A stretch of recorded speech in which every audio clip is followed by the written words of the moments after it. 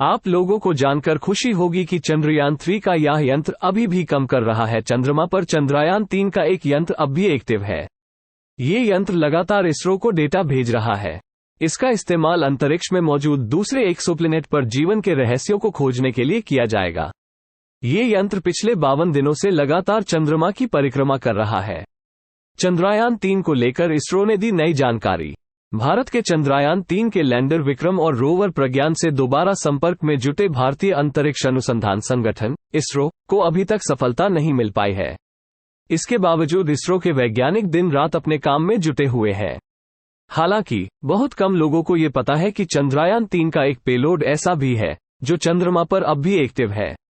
वो चंद्रमा के सतह की लगातार नई नई जानकारियों को इसरो के कमांड एंड कंट्रोल स्टेशन तक भेज रहा है।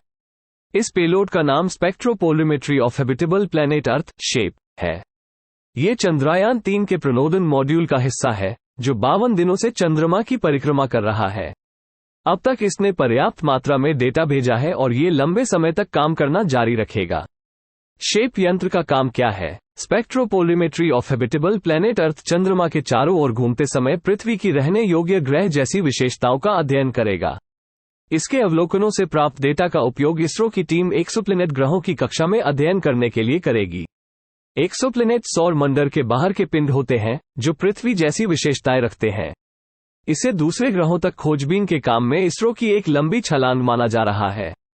वर्तमान में दुनिया भर की अंतरिक्ष एजेंसियां सौर मंडल के बाहर के ग्रहों और तारों पर खोजबीन को आगे बढ़ा रही हैं।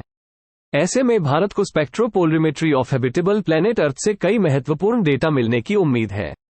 इस बीच इसरो के चेयरमैन ने हमारे सहयोगी प्रकाशन टाइम्स ऑफ इंडिया से बात करते हुए कहा कि शेप को केवल एक निश्चित समय के दौरान ही संचालित किया जा सकता है जब पृथ्वी से दृश्यता अच्छी हो।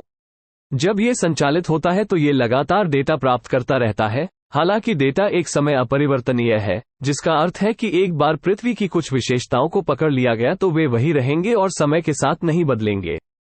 हमें पेलोड उद्देश्यों को पूरा करने के लिए अब तक पर्याप्त डेटा मिल गया है, लेकिन हम इसे संचालित करना जारी रखेंगे। उन्होंने कहा, हालांकि डेटा का विश्लेषण पूरा होने और यदि कोई खोज हुई तो उसकी घोषणा होने में कई महीने लगेंगे।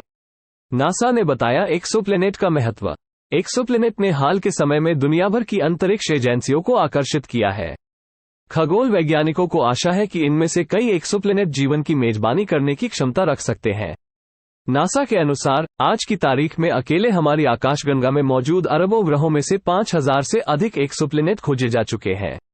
हालांकि हजारों अन्य संभावित एक्सोप्लैनेट का पता लगाने और यह सुनिश्चित करने के लिए आगे के अवलोकन की आवश्यकता है कि एक्सोप्लैनेट वास्तविक है या नहीं। अमेरिकी अंतरिक्ष एजेंसी ने कहा कि पहला एक्सोप्लैनेट केवल 1990 के दशक में खोजा गया था।